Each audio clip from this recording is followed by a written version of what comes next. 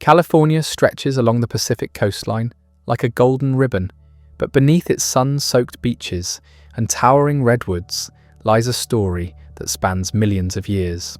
Tonight, we'll uncover how this remarkable land transformed from ancient seabeds into the cultural and economic powerhouse we know today. California has weathered volcanic eruptions, massive earthquakes, gold rushes, and social revolutions to become home to nearly 40 million people. We'll begin with surprising discoveries hidden beneath the modern highways of Los Angeles, and from there, we'll trace the dramatic forces that shaped this extraordinary state. So just relax and let your mind wander as we explore the captivating history of California. When you think of California, perhaps you picture Hollywood's glittering signs, Silicon Valley's tech campuses, or the sprawling vineyards of Napa Valley. This state feels like the very essence of the American dream, a place where innovation meets natural beauty, and indeed California is where countless fortunes have been made and dreams realized. As the location of some of the world's most influential companies, and with landmarks like the Golden Gate Bridge defining its skyline, there's an undeniable sense of possibility in this corner of America. You can imagine that this place has witnessed every transformation that has taken place over the centuries. Relatively speaking, most of the development we associate with modern California isn't that old. The tech industry emerged in the mid-20th century, as did many of the freeways and suburban communities. But the area now known as California has been a significant part of North America since the very formation of the continent. And it's also the site of another hidden history that few people ever consider. During construction projects throughout California in recent decades, some remarkable remains have been unearthed. Saber-toothed cats, giant ground sloths, dire wolves, and mastodons. These creatures roamed the region during the Pleistocene epoch, approximately 2 million years ago. It's mind-boggling to imagine that here, where tech entrepreneurs pitch their startups, a saber-toothed tiger once stalked its prey through ancient grasslands. However, the true history of California has to begin with the land itself and how it came to exist. California sits at one of the most geologically active regions on Earth, where massive tectonic plates collide and grind against each other. This isn't just academic geology, this is the fundamental force that created the very ground beneath our feet. The story begins hundreds of millions of years ago, when much of what we now call California lay beneath a vast ocean. During the Paleozoic era, around 540 to 250 million years ago, layers of sediment accumulated on the ocean floor, eventually forming the bedrock that would support mountain ranges and valleys.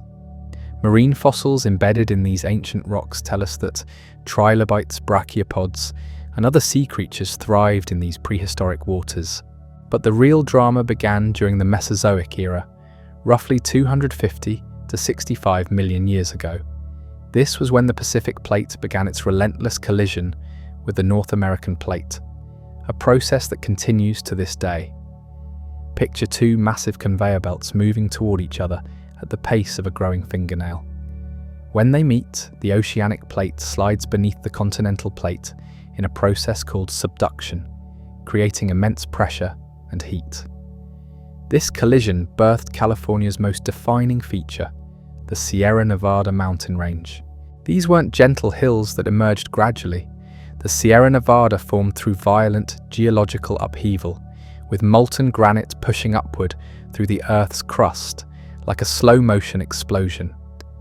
The same forces that created Half Dome in Yosemite and Mount Whitney, the highest peak in the contiguous United States, were reshaping the entire western edge of North America. At the same time, volcanic activity painted the landscape with fire and ash. The Cascade Range, which extends through Northern California, emerged from countless volcanic eruptions. Mount Shasta and Mount Lassen stand today as monuments to this fiery past. These weren't isolated incidents, but part of a volcanic arc that stretched from Mexico to Alaska, transforming the western coastline through millennia of eruptions. During the Cenozoic era, beginning around 65 million years ago, California's modern geography began to take shape. The climate was dramatically different from today. Where we now see arid deserts and Mediterranean valleys, lush subtropical forests once flourished. Palm trees and ferns covered much of the region, and the ancestors of horses, camels, and rhinoceros grazed in vast grasslands. The San Andreas Fault System, perhaps California's most famous geological feature, began forming around 30 million years ago. This massive crack in the Earth's crust runs roughly 800 miles from the Salton Sea in Southern California to Cape Mendocino in the north. It's not just a single fault, but a complex network of fractures where the Pacific and North American plates slide past each other horizontally. Understanding this fault system is crucial to understanding California's history because it continues to shape the state today. The 1906 San Francisco earthquake and the 1994 Northridge earthquake were both products of this ongoing tectonic dance. Every year, Los Angeles moves approximately 2 inches closer to San Francisco as the Pacific Plate carries Southern California northwest along the fault system. As the ice ages came and went over the past 2 million years, California's landscape underwent dramatic transformations. During glacial periods, massive ice sheets carved valleys through the Sierra Nevada, creating the spectacular granite cliffs and waterfalls we see in Yosemite today. The Central Valley, now one of the world's most productive agricultural regions, was alternately flooded by inland seas and dried into vast grasslands. Sea levels rose and fell by hundreds of feet, repeatedly exposing and submerging the continental shelf. During low sea level periods, the coastline extended miles further west than it does today. Ancient river channels, now submerged beneath the Pacific, carried sediments from the mountains to create the underwater canyons that still exist off the California coast. These geological forces created the incredible diversity of landscapes that define California today. In a single day, you can drive from Death Valley, the lowest and hottest place in North America, to the snow-capped peaks of the Sierra Nevada. You can experience temperate rainforests along the northern coast, arid deserts in the southeast, and Mediterranean climates in the central valleys. But geology alone didn't create the California we know. The arrival of life, and eventually human life, would add new chapters to this ongoing story.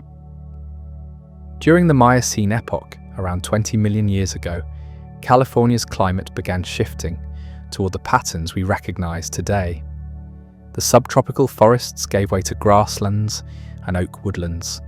This transformation set the stage for the evolution of many species that would later encounter the first human inhabitants. The Channel Islands, often called California's Galapagos, provide a fascinating window into this prehistoric world. Isolated from the mainland by rising sea levels, these islands became home to unique species like the pygmy mammoth, which evolved from full-sized mammoths that swam to the islands during Ice Age low tides. Some of these dwarf elephants survived until just 13,000 years ago, meaning they coexisted with the first humans to reach California. The La Brea tar pits in modern-day Los Angeles offer another glimpse into California's prehistoric past. For over 50,000 years, natural asphalt seeps trapped animals that came to drink from the water pools on the surface. The perfectly preserved bones tell us that dire wolves, saber-toothed cats, giant ground sloths, and countless other species called this region home. More than 1 million specimens have been recovered from these tar pits, creating one of the richest fossil records anywhere in the world. As we approach the end of the Ice Ages, around 15,000 years ago, California was poised for its next great transformation.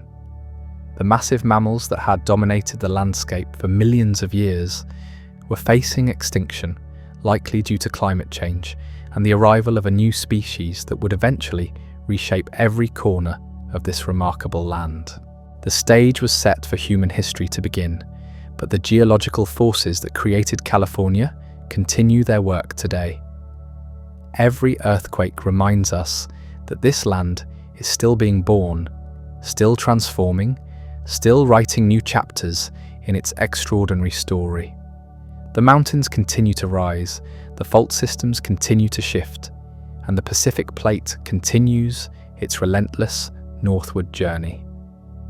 Understanding this geological foundation helps us appreciate why California became such a magnet for human settlement and development. The same tectonic forces that created earthquake hazards also created the mineral wealth that would drive the gold rush.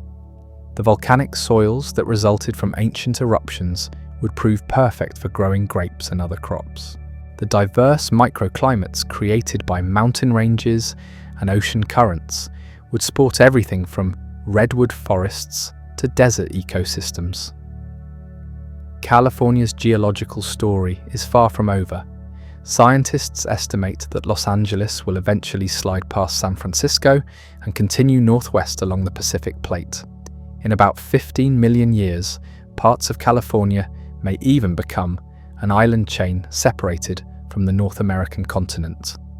But long before that distant future arrives, human history would add its own dramatic chapters to California's ongoing story. The land was ready. The climate was stabilizing after the last ice age. Rich ecosystems were establishing themselves across diverse landscapes from coastal marshes to mountain meadows. And somewhere to the north, small bands of humans were beginning a journey that would bring them to this promised land, setting the stage for one of history's most remarkable transformations. The first humans to set foot in California arrived during one of the most dramatic periods in Earth's history. As the last ice age was drawing to a close, around 15,000 years ago, vast glaciers still covered much of North America. But these weren't just any migrants, they were pioneers crossing landscapes that had never known human footsteps. These early Californians likely arrived via the coastal route, following the Pacific shoreline southward from Alaska. Some may have travelled by boat, island hopping along the kelp forests that provided rich marine resources. Others probably walked along exposed beaches that are now submerged beneath hundreds of feet of ocean water. Archaeological evidence suggests that humans reached the Channel Islands as early as 13,000 years ago, requiring sophisticated seafaring skills to navigate the treacherous waters. The California these first inhabitants encountered was vastly different from today's landscape. Massive lakes filled much of the Central Valley, creating vast wetlands that supported enormous populations of waterfowl and fish. Lake Corcoran, an ancient inland sea, stretched for hundreds of miles through what is now some of the world's most productive farmland. The climate was cooler and wetter, supporting lush grasslands where herds of horses, bison and camels grazed alongside the giant ground sloths and saber-toothed cats. Within just a few thousand years of human arrival, something remarkable happened. The megafauna that had dominated California for millions of years began disappearing. Whether through hunting pressure, climate change, or a combination of factors, the age of giants came to an end. The last mammoths vanished from the Channel Islands around 11,000 years ago. The dire wolves, short-faced bears, and giant ground sloths all followed suit. But rather than creating an empty landscape, this transformation opened new opportunities. As the large herbivores disappeared, smaller animals flourished. Deer, elk, rabbits, and countless species of birds filled the ecological niches left behind. The humans who remained adapted brilliantly to these changing conditions, developing some of the most sophisticated hunter-gatherer cultures the world has ever known. Over thousands of years, distinct groups emerged across California's diverse landscapes. Along the coast, communities developed complex societies based on marine resources. The Chumash people of the Santa Barbara Channel became master boat builders, crafting plank canoes called tommels that could navigate the rough waters between the mainland and the Channel Islands. Their villages featured elaborate houses and sophisticated trade networks that stretched hundreds of miles inland. In the Central Valley, groups like the Yokuts developed intricate systems for managing the landscape through controlled burning. These weren't random fires, but carefully planned burns that created park-like oak woodlands perfect for gathering acorns, the staple food that sustained millions of people. The smoke from these fires, rising in columns across the valley, was actually evidence of advanced environmental management that had been refined over millennia. The mountain regions supported different adaptations entirely. Groups in the Sierra Nevada developed seasonal migration patterns, following resources from the oak woodlands of the foothills to the high alpine lakes where they gathered pine nuts and hunted deer. Their intimate knowledge of mountain ecology allowed them to thrive in some of North America's most challenging terrain. Perhaps nowhere was this diversity more apparent than in Northern California, where the abundance of salmon runs supported some of the densest populations north of Mexico. Villages along the Klamath and Sacramento rivers became centers of trade and ceremony, with elaborate fish weirs and drying racks processing thousands of salmon each year. The wealth generated by these salmon runs allowed for complex social hierarchies and artistic traditions that rivaled anything found elsewhere in North America. What's truly remarkable is the linguistic diversity that emerged alongside these different ways of life. California became home to more than 100 distinct languages, representing several major language families that were as different from each other as English is from Chinese. This wasn't just regional variation, but evidence of thousands of years of separate development, suggesting that human settlement of California was both ancient and continuous. The total population of Indigenous California at its peak may have reached 300,000 people, making it one of the most densely populated regions in North America. This wasn't despite the environment, but because of it. The Mediterranean climate, diverse ecosystems, and abundant resources supported sustainable populations that had learned to work with natural cycles rather than against them. These societies developed remarkable technologies adapted to their specific environments. Along the coast, sophisticated fishing techniques included the use of shells as fish hooks and the construction of elaborate fish traps.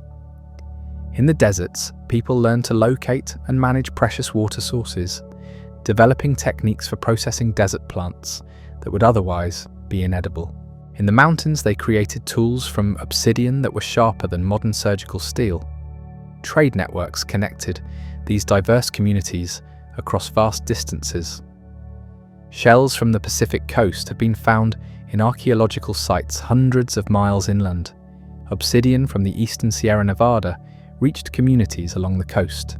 These weren't just occasional exchanges, but regular commerce that moved valuable materials, ideas, and even people across the landscape. The spiritual life of these communities was deeply connected to the land itself. Sacred sites included not just human-made structures, but natural features like springs, mountain peaks, and groves of ancient trees. Creation stories explained the formation of familiar landmarks, and seasonal ceremonies marked the cycles of nature that sustained life. This wasn't primitive religion, but sophisticated philosophy that recognized the interconnectedness of all living things. By the time European explorers first glimpsed the California coast in the 16th century, they were looking at landscapes that had been shaped by human hands for thousands of years. The park-like oak woodlands, the productive grasslands, even the locations of many animal populations reflected millennia of indigenous management. What appeared to European eyes as pristine wilderness was actually a carefully tended garden, maintained by people who understood their environment better than perhaps any society before or since. But change was coming to California, and it would arrive with a force that would transform everything. Across the Pacific, Spanish galleons were already carrying silver from the Americas to Asia, establishing trade routes that would eventually bring European attention to the Pacific coast. The age of Indigenous California was about to encounter forces that would challenge every aspect of life that had developed over thousands of years. The indigenous peoples of California had created something extraordinary, a collection of societies that had learned to live sustainably in one of the world's most diverse environments. Their story reminds us that human history isn't just about conquest and expansion, but also about adaptation, sustainability, and the deep knowledge that comes from truly understanding a place. However, this remarkable chapter of California's story was about to face its greatest challenge. Ships were already sailing north from Mexico, carrying with them diseases, animals, technologies, and ideas that would forever change the trajectory of this land. The collision between these two worlds would create the California we recognize today, but it would come at an enormous cost to the people who had called this place home for countless generations. The stage was set for one of history's most dramatic cultural encounters, and California would never be the same. Would never be the same. The first Europeans to glimpse California's coastline had no idea they were about to encounter one of the world's most sophisticated collections of indigenous societies. In 1542, Spanish explorer Juan Rodriguez Cabrillo sailed northward along the coast, searching for the fabled Northwest Passage and mapping what he called Alta California. His ships passed by thriving coastal villages whose smoke fires dotted the landscape as far as the eye could see. Cabrillo's voyage marked the beginning of European awareness of California, but it would be more than 2 centuries before sustained contact transformed the region. The Spanish were initially more interested in their lucrative trade routes across the Pacific, carrying silver from Mexico to the Philippines and returning with silk, spices, and porcelain from Asia. California seemed like little more than a distant outpost along this maritime highway. But by the mid-18th century, political pressures were mounting that would force Spain to take a closer look at its northern frontier. Russian fur traders were pushing south from Alaska, establishing settlements and hunting sea otters along the Pacific coast. The British were exploring the Pacific Northwest, and there were rumors of other European powers showing interest in the region. Spain realized that if it didn't act quickly, it might lose control of California altogether. The solution came from an unlikely partnership between church and state. In 1769, a joint expedition led by military commander Gaspar de Portola and Franciscan missionary Junipero Serra set out from Mexico to establish a permanent Spanish presence in California. This wasn't just exploration, but colonization, complete with soldiers, missionaries, settlers, and livestock. The expedition faced enormous challenges from the start. The overland route through Baja California was harsh and unforgiving, crossing deserts and mountains that had claimed many previous travelers.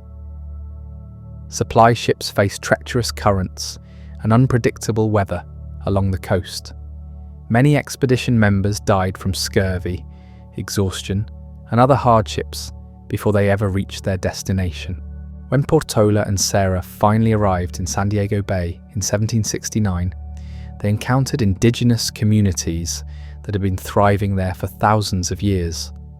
The Kumeyaay people who lived in the region had complex social structures, sophisticated ecological knowledge, and trade networks that extended across Southern California. They had never seen horses, cattle, or European diseases, and the encounter would prove catastrophic for their way of life. The Spanish strategy for colonizing California centered on 3 key institutions: missions, presidios, and pueblos. The missions were religious settlements designed to convert indigenous peoples to Christianity while teaching them European agricultural techniques and crafts. The presidios were military fortresses that protected the missions and maintained Spanish authority. The pueblos were civilian towns intended to attract settlers and create self-sustaining communities. Mission San Diego de Alcala, established in 1769, became the first link in what would eventually be a chain of 21 missions stretching from San Diego to San Francisco Bay. Each mission was designed to be roughly a day's walk from the next, creating a network of Spanish control along the coast. The missions weren't just churches, but entire communities with workshops, granaries, living quarters, and vast agricultural fields. The mission system represented a dramatic collision between two completely different ways of life. Indigenous Californians, who had managed their landscapes through controlled burning and seasonal migration, suddenly found themselves expected to live in permanent settlements, tend European crops, and abandon their traditional spiritual practices. Many were attracted initially by curiosity about the newcomers and their strange animals, but once they entered the missions, they found it difficult to leave. The missionaries, led by figures like Junipero Serra, genuinely believed they were saving souls and bringing civilization to what they saw as a wilderness populated by primitive peoples. They couldn't understand that the indigenous communities they encountered had developed sophisticated, sustainable societies over thousands of years. The cultural misunderstanding was profound and tragic. Disease proved to be the most devastating aspect of European contact. Indigenous Californians had no immunity to smallpox, measles, typhus, and other Old World diseases. Epidemics swept through communities with horrifying speed, sometimes killing half or more of a village's population within weeks. The missions, with their crowded living conditions, became particularly deadly breeding grounds for disease. As Spanish colonization accelerated, dramatic changes swept across the California landscape.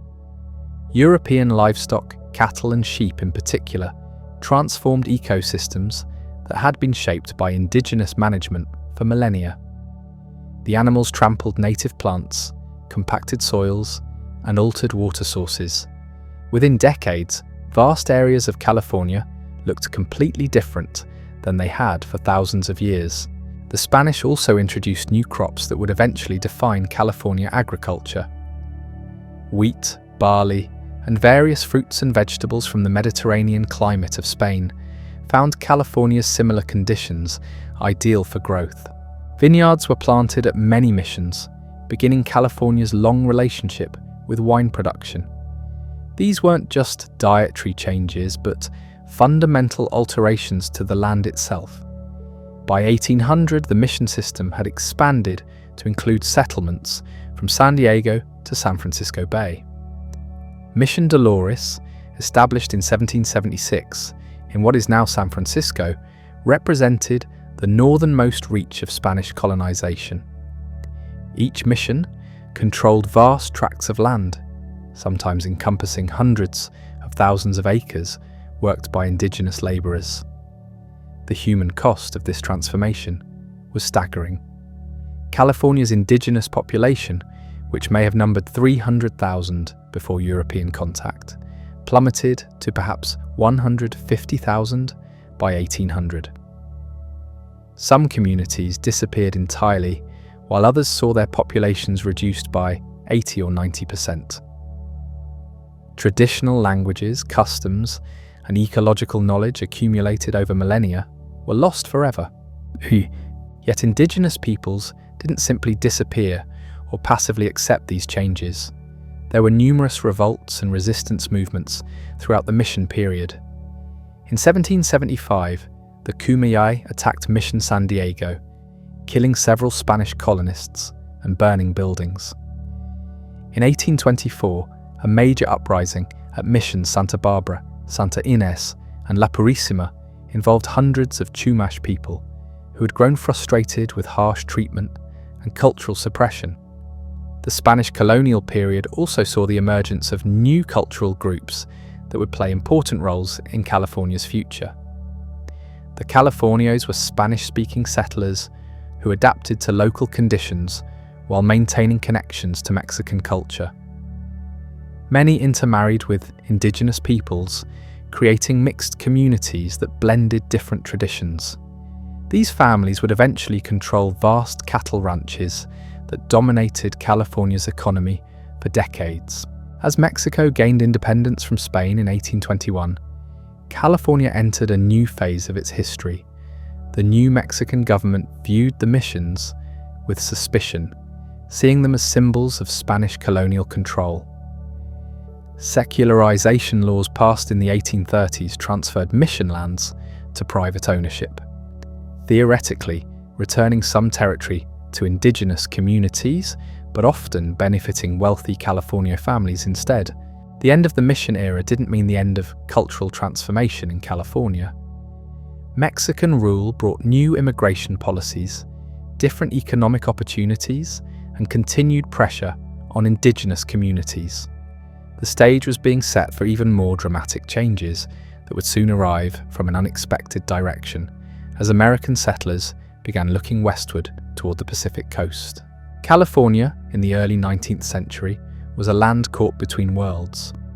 The indigenous societies that had flourished for thousands of years were struggling to survive, while Spanish and Mexican colonial systems were creating new forms of society and economy. The landscape itself bore the marks of these colliding cultures, from the geometrically arranged fields around missions to the vast cattle ranches that sprawled across former indigenous territories. Change was accelerating, and California was about to enter its most transformative period yet. Forces were already in motion that would bring American trappers and traders over the Sierra Nevada, attract international attention to California's potential, and ultimately lead to one of the most dramatic population explosions in human history. The transformation of California under Mexican rule created conditions that would attract attention from far beyond its borders. American fur trappers and mountain men began filtering over the Sierra Nevada in the 1820s and 1830s, following beaver streams and trading routes that connected California to the expanding American frontier. These weren't organized expeditions, but individual adventurers drawn by stories of mild climate, fertile valleys, and economic opportunities. Jedediah Smith became the first American to reach California by land when he led a small party across the Mojave Desert in 1826. His journey from the Great Salt Lake to the San Gabriel Mission near Los Angeles opened American eyes to the possibility of overland travel to the Pacific coast. Smith's accounts of California's agricultural potential and pleasant climate began circulating in American newspapers and magazines, sparking interest among farmers and settlers facing economic hardship in other parts of the country. The California society that developed under Mexican rule created a unique culture that blended Spanish colonial traditions with adaptations to local conditions. Wealthy families like the Castros, Vallejos, and Peraltas controlled enormous cattle ranches that sometimes encompassed entire valleys. These ranchos operated on a feudal model, with indigenous laborers working the land in exchange for basic necessities and protection. The hide and tallow trade became the foundation of California's economy during this period. Cattle were raised primarily for their hides, which were processed into leather, and their fat, which was rendered into tallow for candles and soap. Trading ships from New England regularly visited California ports, exchanging manufactured goods for these raw materials. This commerce connected California to global markets while maintaining its distinctly pastoral character. Life on the great ranchos followed seasonal rhythms that had developed over decades of adaptation to California's Mediterranean climate. Spring roundups brought together vaqueros from across vast properties to brand cattle and separate herds. Summer was a time for preparing hides and tallow for trade. Fall brought harvest festivals and religious celebrations that combined Catholic traditions with local customs. Winter provided time for crafts, storytelling, and the elaborate social gatherings that defined California culture. The Mexican government's policies toward California reflected the complex challenges of governing such a distant territory. Liberal immigration laws encouraged foreign settlement, hoping to develop the region's economy and provide a buffer against potential invasion. Land grants to Mexican and American settlers created a patchwork of ownership that would later cause enormous legal complications. The secularization of mission lands redistributed millions of acres, but often failed to protect indigenous rights as originally intended. American immigrants began arriving in increasing numbers during the 1830s and 1840s, drawn by promotional literature that described California as a land of perpetual spring and unlimited opportunity. Many came overland via the California Trail, a grueling journey across deserts and mountains that tested the limits of human endurance. Others arrived by ship, either around Cape Horn or via the Panama route that required crossing the disease-ridden isthmus on foot. John Sutter's establishment of New Helvetia near present-day Sacramento in 1839 created a focal point for American settlement in California's interior. Sutter, a Swiss immigrant who had become a Mexican citizen, received a vast land grant and established what was essentially a private kingdom in the Central Valley. His fort became a stopping point for overland emigrants and a center for trade and agriculture that operated semi-independently from Mexican authority. The growing American presence in California created tensions that reflected broader conflicts between the United States and Mexico. Many American settlers maintained their loyalty to the United States while benefiting from Mexican citizenship and land grants. They formed communities that preserved American customs and institutions while adapting to California's unique conditions. These dual loyalties would prove problematic as relations between the two nations deteriorated. Political instability in Mexico City added to California's sense of isolation and independence. Revolutionary governments changed frequently, each with different policies toward the distant Pacific territories. California's governors often ruled with considerable autonomy, making decisions based on local conditions rather than directives from the capital. This independence fostered a sense of California identity that was distinct from both Mexican and American cultures. The Bear Flag Revolt of 1846 marked a dramatic turning point in California's political development. American settlers in the Sonoma Valley, fearing that Mexican authorities planned to expel foreign residents, staged an uprising that captured the town and declared California an independent republic. The crude bear flag they raised over Sonoma Plaza symbolized their determination to break free from Mexican rule, though the republic lasted only a few weeks before being absorbed into the broader Mexican-American War. Military conflicts between American and Mexican forces played out across California during 1846 and 1847. The battles were often small affairs involving more maneuvering than fighting, but they determined the future political control of the region. American naval forces captured key ports, while army units moved inland to secure major settlements. The California resistance was brave, but ultimately futile against superior American resources and organization. The Treaty of Guadalupe Hidalgo in 1848 officially transferred California to the United States, ending the Mexican period of California history. The treaty guaranteed protection of property rights for Mexican citizens who chose to remain in California, but these promises would prove difficult to enforce as American legal and economic systems replaced Mexican institutions. Thousands of California families would eventually lose their lands through legal challenges, tax burdens, and the cultural transformation that followed American annexation. Even as these political changes were unfolding, forces were already in motion that would completely overshadow the significance of military conquest and territorial transfer. In the tail race of Sutter's sawmill in the Sierra Nevada foothills, something glittered in the January sunlight of 1848 that would transform California more dramatically than any political revolution. James Marshall's discovery of gold at Coloma would trigger the largest voluntary migration in American history and change California forever. The irony was profound. John Sutter had worked for years to build a prosperous agricultural empire in California's Central Valley. His workers had constructed mills, planted crops, and established trade relationships throughout the region. But the discovery of gold on his property would ultimately destroy everything he had built, as thousands of gold seekers trampled his fields, slaughtered his cattle, and abandoned their work to search for instant wealth in the mountains.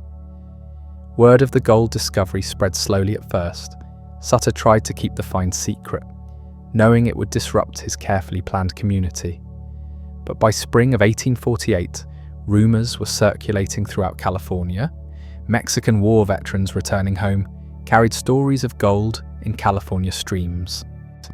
Sailors in San Francisco harbor jumped ship to head for the mountains. Within months, California was in the grip of gold fever that would soon spread around the world. The discovery came at a perfect moment in global history. The Mexican-American War had just ended, leaving thousands of discharged soldiers looking for new opportunities. Economic depression in various parts of the world created populations eager for a chance at quick wealth. Improvements in transportation and communication meant that news of the gold discovery could spread faster than ever before in human history. As 1848 turned to 1849, California was about to experience the most rapid and dramatic population increase any region had ever seen. The quiet pastoral society that had developed over centuries was about to be overwhelmed by a human tsunami that would reshape every aspect of life on the Pacific coast.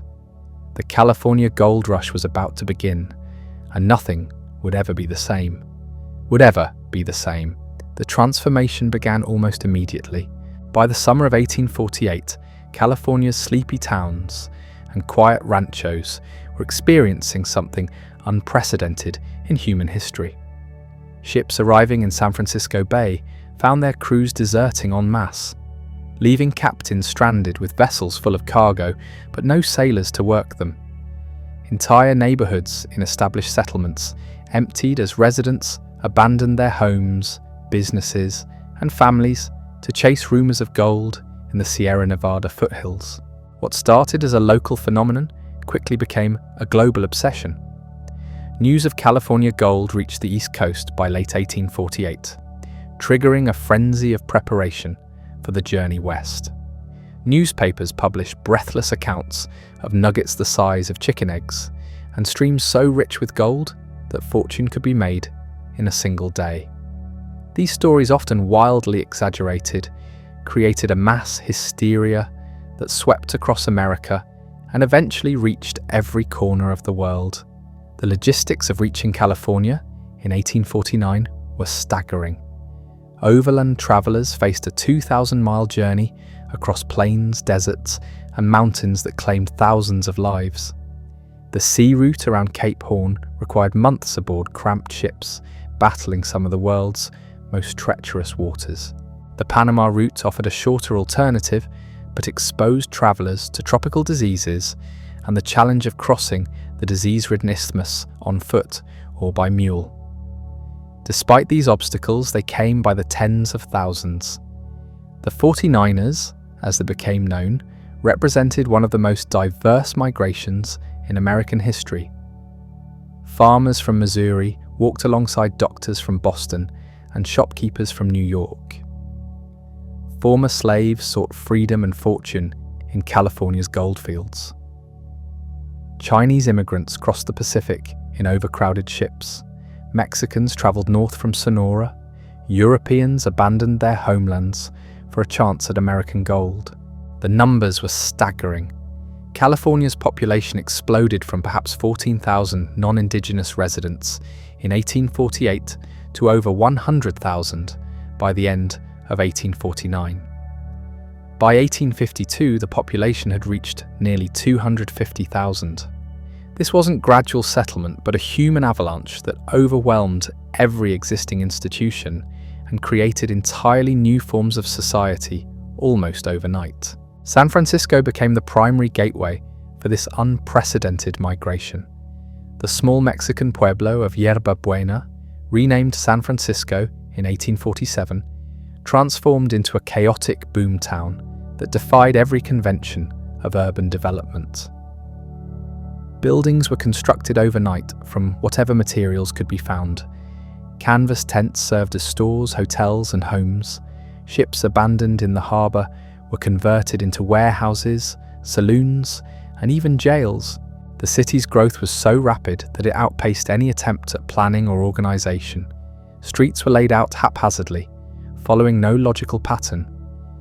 Buildings were constructed without regard for fire safety or structural integrity. The result was a tinderbox that burned repeatedly, with major fires in 1849, 1850, and 1851, destroying large sections of the city each time. Yet each time San Francisco burned, it was rebuilt bigger and more elaborate than before. The economic engine of the gold rush generated enormous wealth that allowed for rapid reconstruction and constant expansion. By 1855, San Francisco had become one of the largest cities on the Pacific coast, with newspapers, theatres, hotels, and businesses that rivaled those in New York or Boston. The goldfields themselves became laboratories for new forms of social organisation. Mining camps sprang up wherever gold was discovered, often growing from empty wilderness to communities of thousands within weeks. Places like Hangtown, Rough and Ready, and You Bet became household names as their fortunes rose and fell with the discovery and exhaustion of local gold deposits. These mining camps developed their own rough justice and informal governments.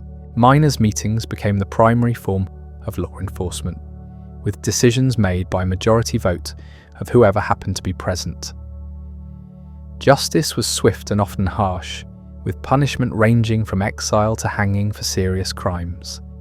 The code of the camps emphasized individual rights and democratic participation while maintaining order through collective action. The technology of gold mining evolved rapidly as the easily accessible placer gold began to disappear. Individual miners working with pans and rockers gave way to more sophisticated operations using long toms, hydraulic mining, and eventually industrial-scale hard rock mining. These technological changes required capital investment that was beyond the means of individual miners, leading to the development of mining companies and corporate ownership of goldfield operations. The environmental impact of gold mining was devastating and permanent. Hydraulic mining, which used high-pressure water to wash away entire hillsides, moved more earth than the construction of the Panama Canal. Streams and rivers were diverted, forests were cleared, and valleys were filled with mining debris. The landscape of the Sierra Nevada foothills was forever altered by the search for gold. Indigenous peoples bore the heaviest cost of the gold rush. Mining camps and settlements were often established on traditional gathering grounds and village sites.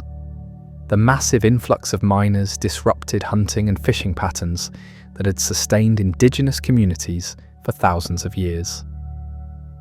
Diseases introduced by the miners spread rapidly through native populations that had no immunity to these new illnesses. Violence against indigenous peoples became commonplace during the gold rush period. Miners viewed Native Americans as obstacles to their wealth and often responded to any perceived threat with deadly force. The state of California even reimbursed local militias for campaigns against indigenous communities, leading to what can only be described as systematic genocide. California's indigenous population, already reduced by Spanish and Mexican colonization, plummeted from perhaps 150,000 in 1848 to fewer than 30,000 by 1870. The gold rush also attracted international attention in ways that would have lasting consequences for California's development. Chinese immigrants, fleeing poverty and political instability in their homeland, arrived in increasing numbers throughout the 1850s. They brought mining techniques from China and often worked claims that white miners had abandoned as unprofitable.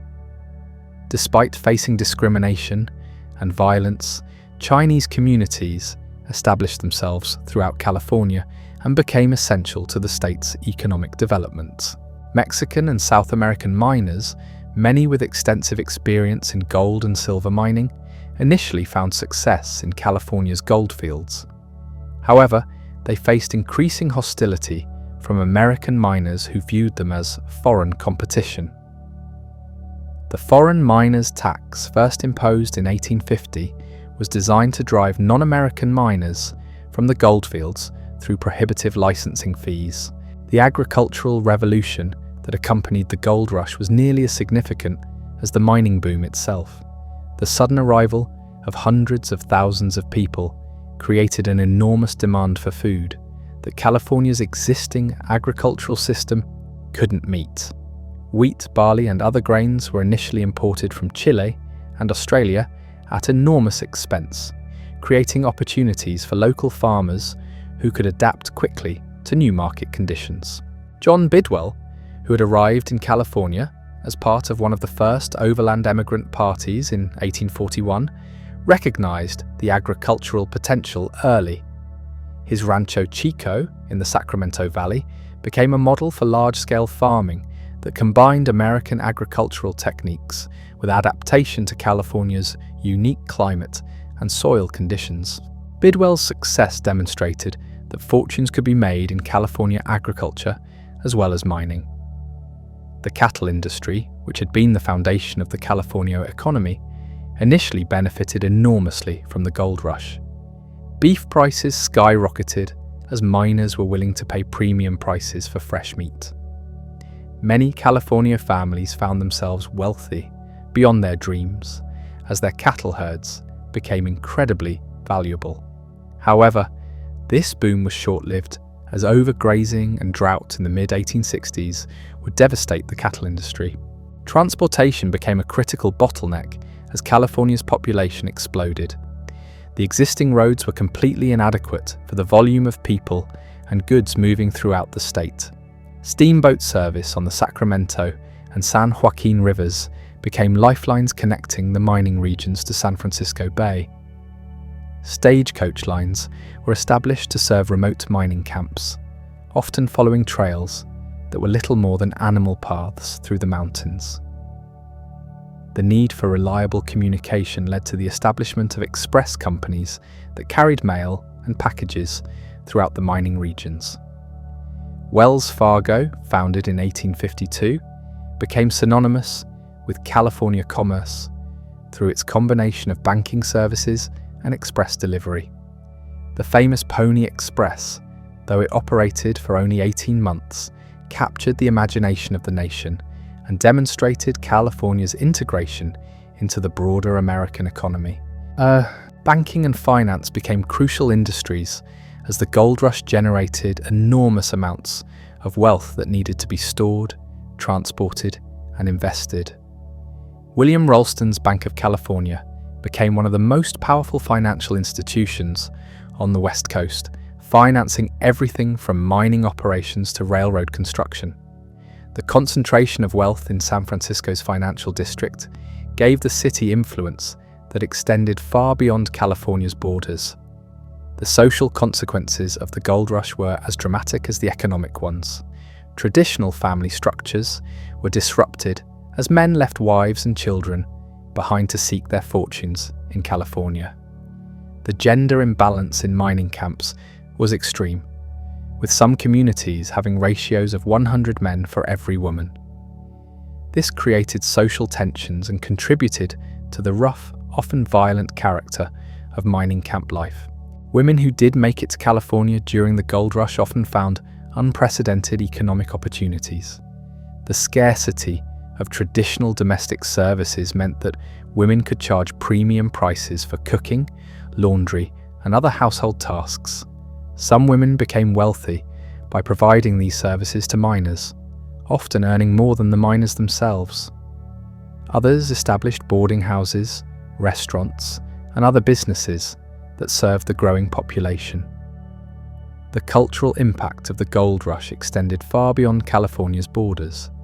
Stories of California gold became part of American folklore, inspiring songs, books, and legends that shaped the nation's understanding of the West. The 49ers became symbols of American enterprise and individualism, embodying the belief that anyone could achieve success through hard work and determination. Yet the reality was often quite different from the myth. Most miners never struck it rich, and many returned home poorer than when they left. The real fortunes were often made by those who sold supplies to the miners rather than those who dug for gold. Levi Strauss made his fortune selling sturdy work pants to miners. Samuel Brannan became California's first millionaire by selling supplies to gold seekers rather than mining gold himself. By 1855, the initial frenzy of the gold rush was beginning to subside. The easily accessible surface gold had largely been exhausted, and mining increasingly required capital investment and industrial techniques beyond the reach of individual prospectors. Many mining camps were abandoned as quickly as they had been established, leaving ghost towns scattered throughout the Sierra Nevada foothills. But the gold rush had permanently transformed California in ways that extended far beyond the extraction of precious metal from the ground. The state's population had increased 20-fold in less than a decade. San Francisco had become a major American city. Agriculture was adapting to serve large populations and distant markets. Transportation networks were connecting California to the rest of the nation. Most importantly, California had been firmly established as part of the United States, with a diverse population and dynamic economy that would continue to attract settlers and investment for generations to come. The stage was set for California's next phase of development. The discovery of silver in Nevada would create new mining booms. The completion of the Transcontinental Railroad would revolutionize transportation and communication. Agriculture would evolve into an industrial system capable of feeding the nation. But all of these developments built upon the foundation created during the gold rush years, when California was transformed from a quiet pastoral society into one of America's most important and influential states. The transformation was far from complete, but the pattern had been established. California would continue to attract dreamers and schemers, innovators and adventurers, people willing to risk everything for the chance at a better life. The gold rush had proven that dramatic change was possible in California, and that legacy would continue to shape the state's development for centuries to come. The end of the initial gold rush frenzy didn't mark the end of California's transformation, but rather the beginning of a new chapter built on more sustainable foundations. As the surface gold played out and individual miners gave way to industrial operations, California's economy began diversifying in ways that would define its character for generations to come. The completion of the Central Pacific Railroad through the Sierra Nevada represented one of the most ambitious engineering projects in American history. Beginning in 1863, thousands of workers, including large numbers of Chinese immigrants, blasted through solid granite and carved roadbeds along precipitous mountain slopes. The work was dangerous beyond imagination, with crews suspended on ropes to place explosives, while battling blizzards and avalanches that claimed hundreds of lives. The railroad's impact on California was immediate and profound. What had once been a months-long journey from the East Coast could now be completed in a matter of days. Fresh goods, new settlers, and industrial equipment poured into California at an unprecedented rate. Simultaneously, California's agricultural products and manufactured goods gained access to national markets, fundamentally altering the state's economic relationship with the rest of the country. Agriculture underwent a revolution that matched the drama of the gold rush itself. The vast Central Valley, once covered by native grasslands and seasonal wetlands, was transformed into one of the world's most productive farming regions. Wheat became the first great agricultural export, with California farms producing grain that fed not only American cities, but markets around the world. Ships loaded with California wheat sailed to Liverpool, Hamburg, and other international ports, establishing the state as a major player in global commerce. The development of irrigation systems allowed farming to expand into regions that had previously been considered too arid for agriculture. Entrepreneurs like William Chapman and James Ben Ali Haggin invested millions in canal systems that brought mountain water to desert valleys. These projects required engineering expertise and financial resources that rivaled major industrial undertakings, creating agricultural empires that controlled hundreds of thousands of acres. The citrus industry emerged as another California success story during this period. Orange groves in Southern California became symbols of the state's promise of prosperity and pleasant living. The development of refrigerated railroad cars in the 1880s allowed California oranges to reach eastern markets while still fresh, creating a luxury product that commanded premium prices. Towns like Riverside and Redlands were built around citrus cultivation, with carefully planned communities that combined agricultural production with residential development. Labor became a constant challenge as California's agricultural sector expanded. The seasonal nature of farming required large numbers of workers for planting and harvest, but offered little year-round employment. This led to the development of migrant labor systems that drew workers from Mexico, Asia, and other parts of the United States. The relationships between farm owners and laborers were often exploitative, setting patterns that would create social tensions for decades to come. The discovery of oil in California added another dimension to the state's growing economy. The first commercial oil well was drilled in 1876 in Pico Canyon, north of Los Angeles. But the real boom came in the 1890s with discoveries in the Central Valley and Los Angeles Basin. Oil derricks sprouted like mechanical forests across the landscape, creating new fortunes and attracting fresh waves of investment and settlement.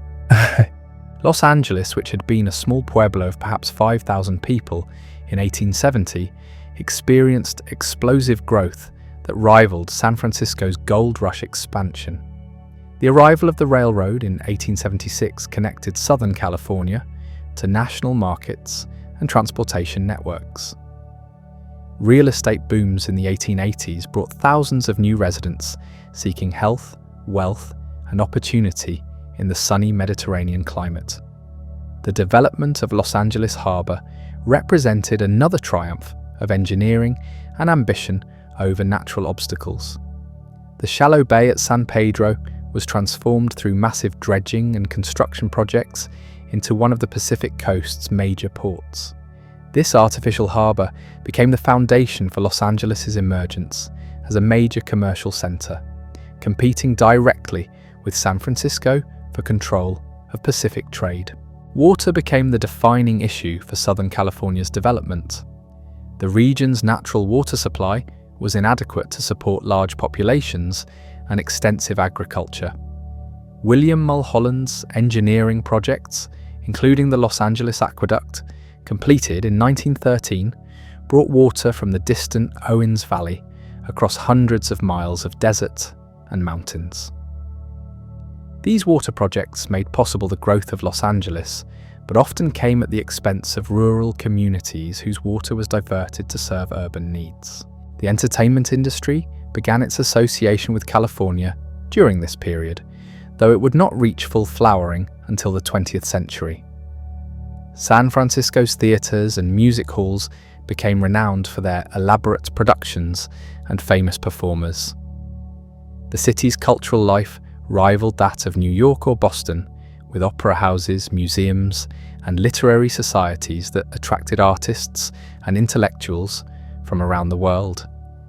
Immigration continued to reshape California's demographic character throughout the late 19th century. Chinese communities, despite facing increasing discrimination and legal restrictions, established themselves as essential parts of California's economy. They dominated certain industries like laundry and restaurant operations, while also working in agriculture, fishing, and manufacturing. The Chinese Exclusion Act of 1882 reflected growing anti-Asian sentiment, but failed to eliminate the Chinese presence in California. Japanese immigration began in the 1880s and accelerated in the following decades. Many Japanese immigrants became successful farmers, introducing new crops and agricultural techniques that increased the productivity of California farms. However, they too faced discrimination and legal restrictions that limited their ability to own land and participate fully in American society. Mexican and Mexican-American communities remained important parts of California's population, particularly in the southern regions. Many families traced their roots to the Spanish and Mexican periods, while others arrived as agricultural workers or refugees from political turmoil in Mexico.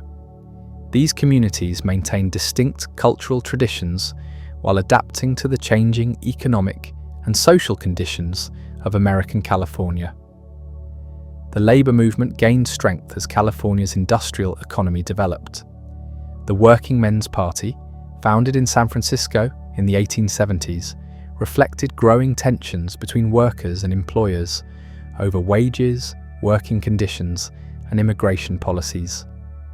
Strikes and labor disputes became common features of California life, particularly in San Francisco and other urban centers where workers organized to demand better treatment. Natural disasters continued to shape California's development in unexpected ways. The Great Earthquake of 1868 damaged many buildings in San Francisco and surrounding areas, but the city rebuilt quickly and more substantially than before. These experiences with seismic activity led to innovations in construction techniques that would prove crucial in later disasters. The completion of additional railroad lines created a transportation network that connected even remote parts of California to national markets. The Southern Pacific Railroad became one of the most powerful corporations in the state, controlling not only transportation but also vast land holdings and political influence. The railroad's power generated resentment and opposition that would influence California politics for decades. Agriculture continued to diversify as entrepreneurs experimented with crops suited to California's varied climates. Wine production, which had begun during the Mission period, expanded significantly with the arrival of European immigrants who brought advanced viticulture techniques. The Napa and Sonoma valleys became centers of wine production that would eventually gain international recognition. The lumber industry exploited California's vast forests, particularly the redwood groves of the northern coast. These ancient trees, some over 2,000 years old, were harvested for construction lumber that built cities throughout the West. The scale of logging operations was immense, with entire forests disappearing within decades to feed the construction boom. Mining evolved beyond gold to include other valuable minerals found throughout California.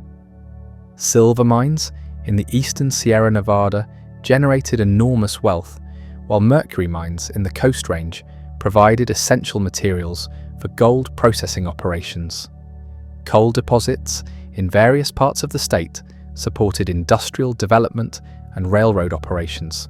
The development of manufacturing industries began to diversify California's economy beyond agriculture and resource extraction. San Francisco became a center for food processing, textile production, and metal working that served Pacific Coast markets. Los Angeles began developing the aerospace and entertainment industries that would later become central to its identity. Educational institutions established during this period laid foundations for California's later emergence as a center of learning and research. The University of California, founded in 1868, began as a small institution, but grew rapidly to serve the state's expanding population. Private colleges and technical schools also emerged to meet the need for educated workers in California's increasingly complex economy. Transportation innovations continued to shrink distances within California and between California and the rest of the world. Steamship lines connected California ports to destinations throughout the Pacific, while improved roads and stage lines served inland communities. The development of streetcar systems in major cities allowed for suburban expansion that would characterize California development for generations. Banking and finance became increasingly sophisticated as California's economy matured. San Francisco emerged as the financial capital of the West, with banks and investment houses that funded development throughout the region. The concentration of capital in California institutions reduced dependence on Eastern financing and allowed for more rapid response to local opportunities. The Spanish-speaking population that had dominated California before American annexation faced increasing marginalization as English-speaking settlers gained political and economic control. Many California families lost their lands through legal challenges, taxation, and economic pressure. The pastoral way of life that had characterized the Rancho period largely disappeared, replaced by more intensive forms of agriculture and land use. Urban development accelerated as California's population became increasingly concentrated in cities and towns. San Francisco remained the state's largest and most important city, but Los Angeles, Sacramento, and other communities grew rapidly. These cities developed distinctive characters that reflected their geographic settings, economic bases, and cultural influences. The closing of the frontier, officially declared by the US Census Bureau in 1890, had special meaning for California. The state had been the destination for so many seeking new opportunities that its continued growth and development became symbols of American possibility. California represented the western edge of continental expansion, but its development continued at a pace that suggested unlimited potential. As the 19th century drew to a close, California had established itself as one of America's most dynamic and important states. The population had grown from perhaps 14,000 non-Indigenous residents in 1848 to over 1.4 million by 1900. The economy had diversified from gold mining to include agriculture, manufacturing, and services that served both local and national markets. Transportation networks connected California to the rest of the nation and the world. Yet this was still only the beginning of California's story. The 20th century would bring challenges and opportunities that would test the foundations laid during the gold rush era and its aftermath. 2 world wars would transform California into a major center of defense production and technological innovation. The development of Hollywood would make California synonymous with entertainment and popular culture. The growth of Silicon Valley would establish the state as the global center of the technology industry. The patterns established during the late 19th century would continue to influence California's development. The state's willingness to embrace innovation and change, its ability to attract people and investment from around the world, and its capacity to reinvent itself in response to new challenges would remain defining characteristics. California had learned to thrive on transformation, and that lesson would serve it well in the dramatic changes that lay ahead. The foundation was solid, built on the dreams and efforts of millions who had come seeking something better. From the indigenous peoples who had first learned to thrive in this diverse landscape, to the 49ers who had risked everything for gold, from the railroad workers who had conquered the mountains, to the farmers who had transformed deserts into gardens, each generation had added to California's remarkable story. So, the stage was set for the next act in this ongoing drama, as California prepared to enter a new century that would bring challenges and opportunities beyond anything yet imagined. The state that had been forged by gold and shaped by railroads was about to become a leader in industries that had not yet been invented, attracting new waves of dreamers and innovators who would continue California's tradition of transformation and growth. The dawn of the 20th century found California poised on the edge of transformations that would eclipse even the dramatic changes of the gold rush era. As the new century began, forces were already in motion that would reshape not only California, but America's relationship with the Pacific world. The state that had been built on gold and connected by railroads was about to become the stage for innovations that would change human civilization itself. The 1906 San Francisco earthquake struck at 5:12 a.m. on April 18th, with a force that revealed both California's vulnerability and its remarkable resilience. The trembler, estimated at magnitude 7.9, shook the earth for nearly a minute, toppling buildings and rupturing gas lines throughout the Bay Area. But it was the fires that followed that truly devastated the city, burning for 3 days and consuming over 28,000 buildings across 500 city blocks. The scale of destruction was almost incomprehensible. More than half of San Francisco's population found themselves homeless overnight. The financial district lay in ruins, along with most of the city's hotels, theatres, and government buildings. Chinatown was completely destroyed, as were many of the working-class neighbourhoods south of Market Street. The disaster killed an estimated 3,000 people and caused damage equivalent to billions in today's currency.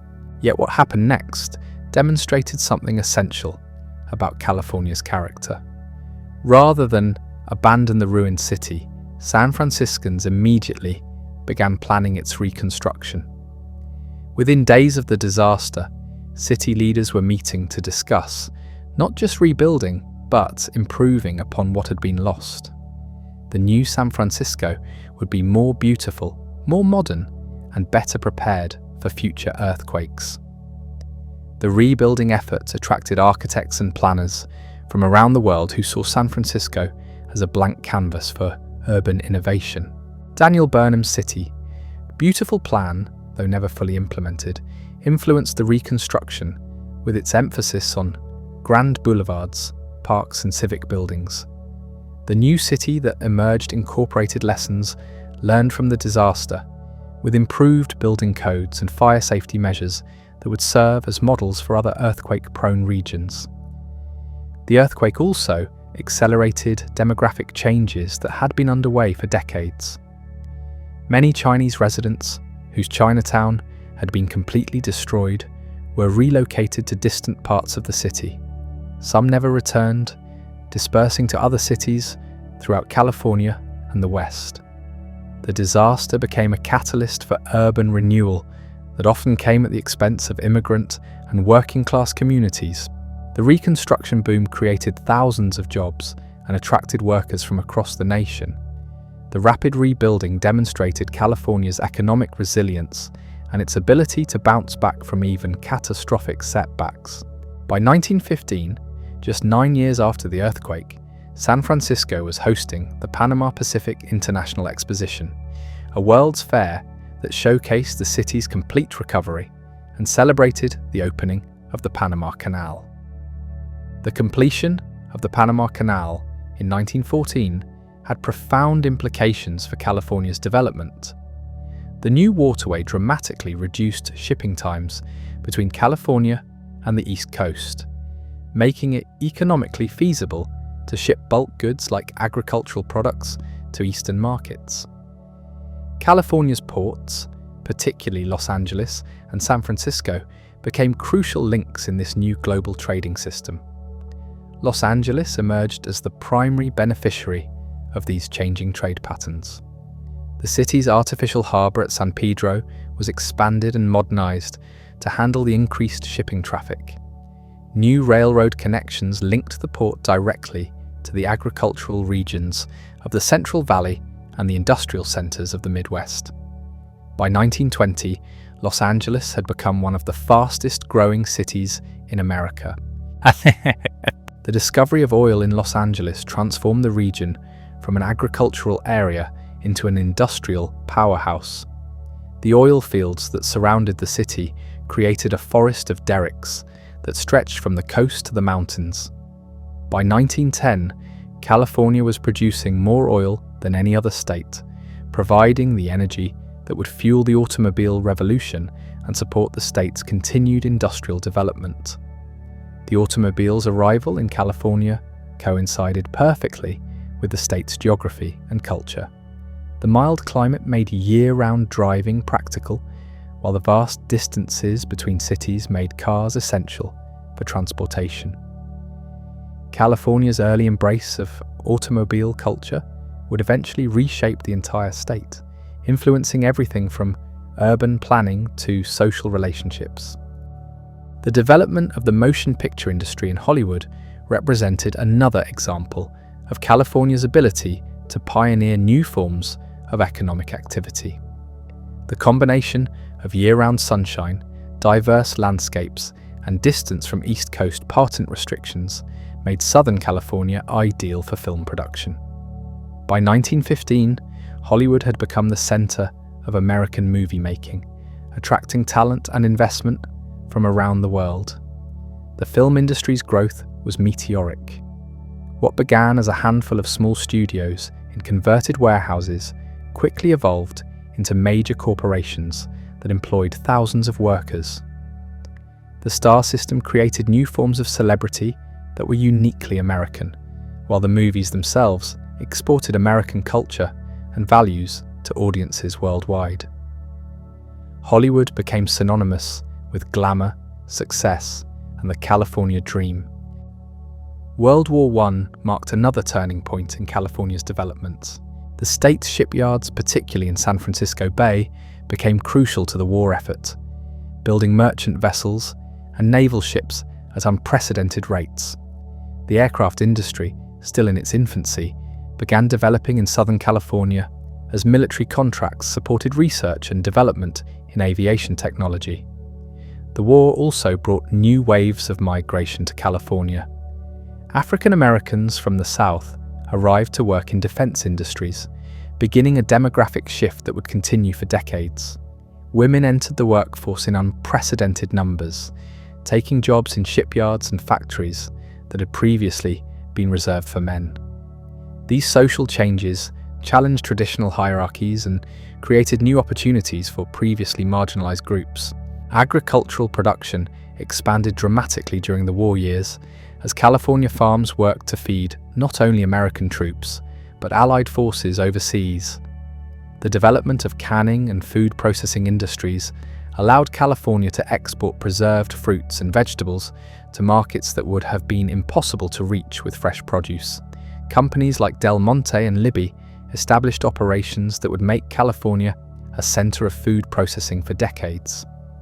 The 1920s brought a new wave of growth and optimism to California. The automobile industry's expansion made cars affordable for middle-class families, enabling suburban development that spread far beyond traditional city boundaries. Orange groves and farmland were subdivided into residential neighborhoods as Los Angeles sprawled across the coastal plain in patterns that would define Southern California development for generations.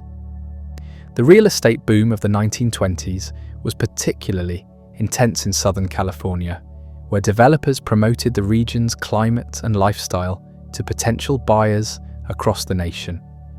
Entire communities were planned and built from scratch, complete with Spanish colonial architecture that created a distinctive regional style. Cities like Beverly Hills, Santa Monica, and Pasadena grew rapidly as wealthy Americans sought the California lifestyle. Tourism became a major industry during this period, as improved transportation made California accessible to visitors from across the country. The development of luxury hotels and resorts catered to wealthy tourists who came to experience the state's natural beauty and pleasant climate. National parks like Yosemite and the newly established park system attracted visitors who marveled at California's dramatic landscapes. The entertainment industry continued its explosive growth throughout the decade. The introduction of talking pictures in the late 1920s required massive investments in new technology and studios, consolidating Hollywood's dominance of American entertainment. The industry's influence extended far beyond movie production, shaping fashion, music, and popular culture throughout the nation and beyond. Higher education expanded significantly during the 1920s, as California's growing population demanded access to universities and colleges. The University of California system grew from a single campus in Berkeley to include new institutions in Los Angeles and other cities.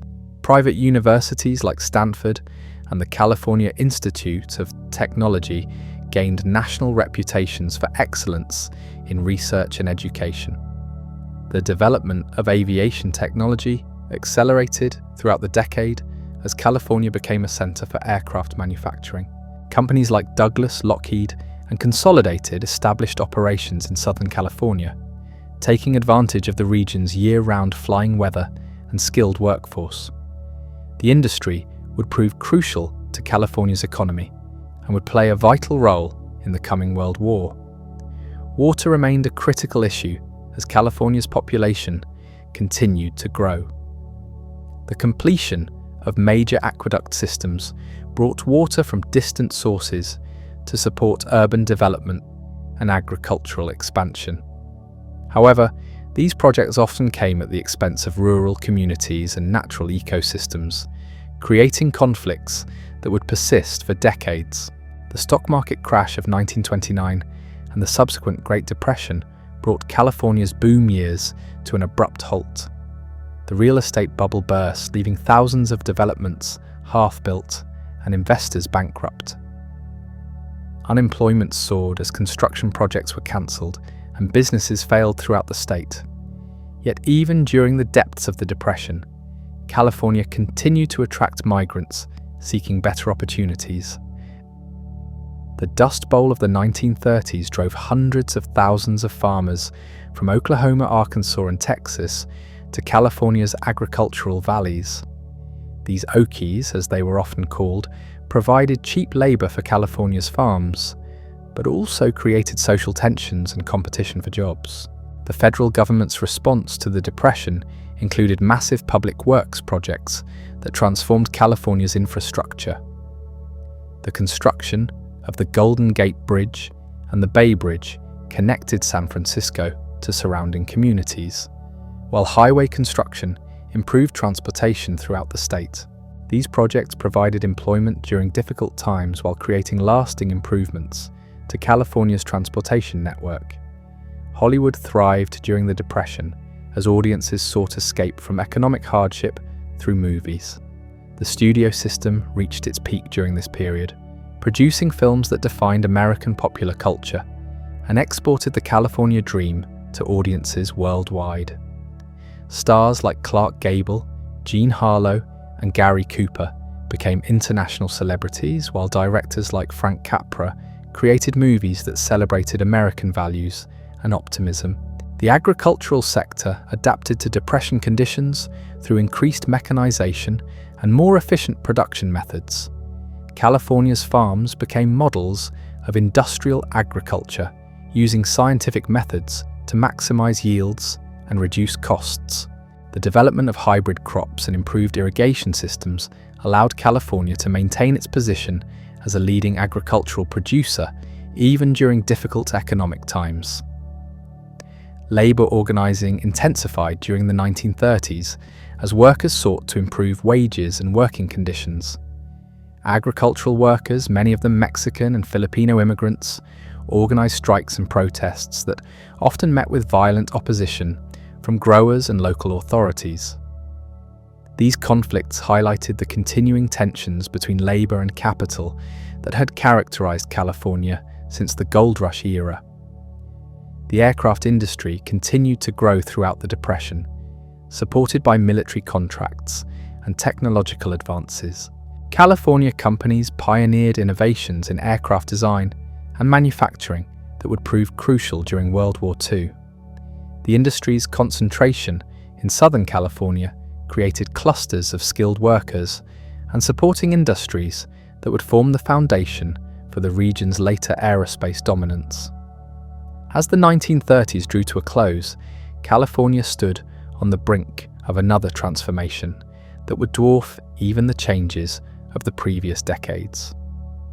War clouds were gathering in Europe and Asia, and America's entry into World War II would bring unprecedented demands for military production. California's aircraft factories, shipyards, and other industries would be called upon to support the largest military effort in human history. The state that had been built by gold miners and railroad workers, that had survived earthquakes and economic crashes, was about to play a crucial role in determining the outcome of global conflict.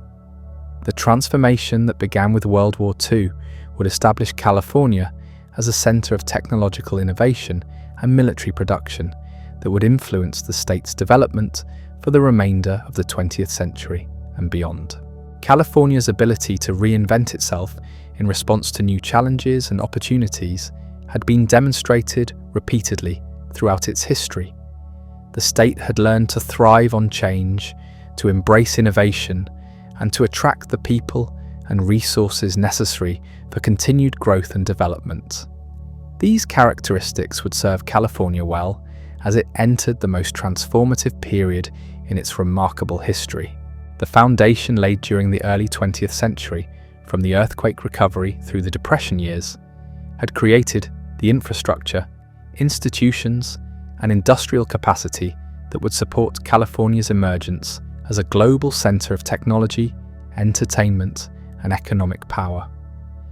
The stage was set for California to play a leading role in shaping the modern world, continuing the tradition of transformation and growth that had defined the state since the first 49ers had arrived seeking gold in the Sierra Nevada foothills, Hills. World War II erupted across California with an intensity that transformed the state more dramatically than any event since the gold rush. The attack on Pearl Harbor on December 7, 1941, brought the war directly to California's shores, as fears of Japanese invasion swept the Pacific coast. Military authorities imposed blackouts along the coastline, while coastal defense installations sprouted from San Diego to the Oregon border. The war's impact on California was immediate and overwhelming. Within months, the state became the nation's primary center for aircraft production, shipbuilding, and military training. Existing factories were converted to military production, while entirely new industrial complexes rose from farmland and desert.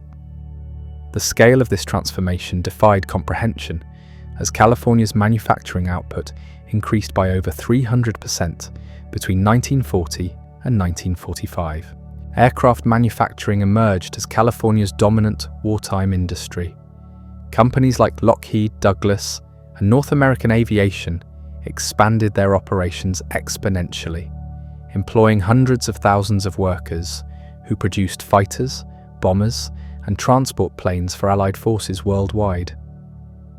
The B-25 Mitchell bomber, P-51 Mustang fighter, and countless other aircraft rolled off California assembly lines at rates that seemed impossible just years earlier. Shipbuilding underwent an equally dramatic expansion.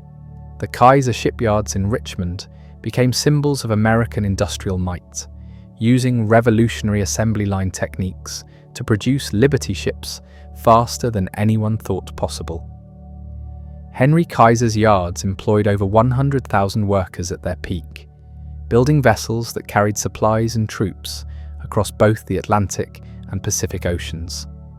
These shipyards pioneered prefabrication methods and efficiency techniques that would influence manufacturing for decades. The human dimension of this industrial mobilization was staggering.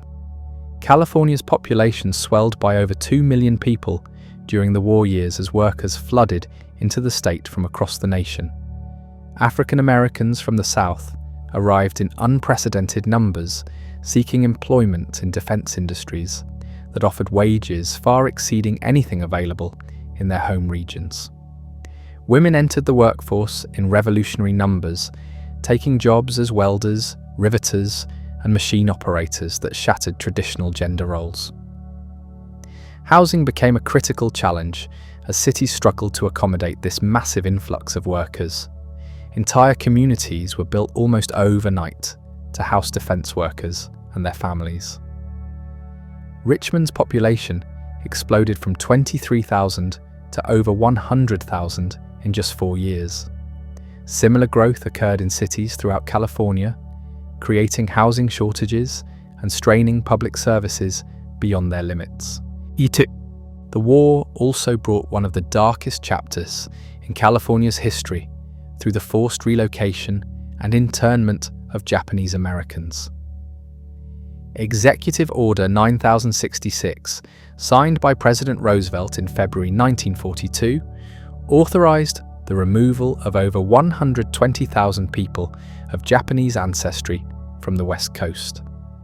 Most were American citizens who had lived in California for decades, operating farms, businesses, and participating fully in their communities. The internment camps, euphemistically called relocation centers, were located in desolate areas far from the coast. Manzanar, in the Owens Valley, became the most famous of these facilities, housing over 10,000 people in harsh conditions that violated every principle of American justice. Families lost their homes, businesses, and life savings while being imprisoned without trial or evidence of wrongdoing. The psychological and economic damage to Japanese American communities would persist for generations. Despite this injustice, many Japanese Americans demonstrated remarkable patriotism and courage. The 442nd Regimental Combat Team, composed primarily of Japanese American volunteers, became one of the most decorated units in American military history. Their service in European theaters earned them the nickname "Go for Broke" and helped challenge the racist assumptions that had justified their families' imprisonment. California's agricultural sector also underwent major changes during the war.